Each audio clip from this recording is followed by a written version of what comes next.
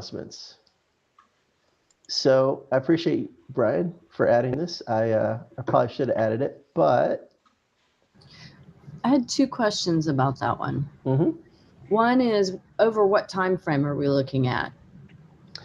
So so in theory, this could be the same as the GitLab 14 launch, where we're saying basically since 13.0, what kind of big improvements have we made? Candidly, this is always a little bit tough, and I am not totally sure of all of the kind of the interplay here, but I think this is kind of the general gist of this assignment is, okay, we have commit coming up. We have some amount of, we have a stage, a metaphorical stage to say something to the world, and we'll get some amount of press attention because we're having an event, right? What kind of announcements do we make?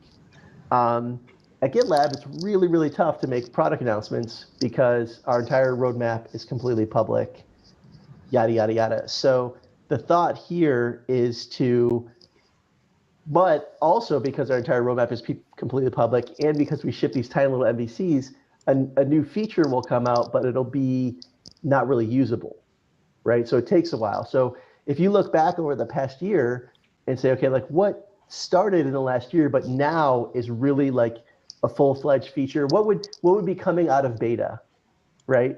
Like if we were any other company and we started a beta program in this last year, what would we be announcing as GA at commit? That's kind of my thought on it. I see a couple head nods. What do you think, Sydney?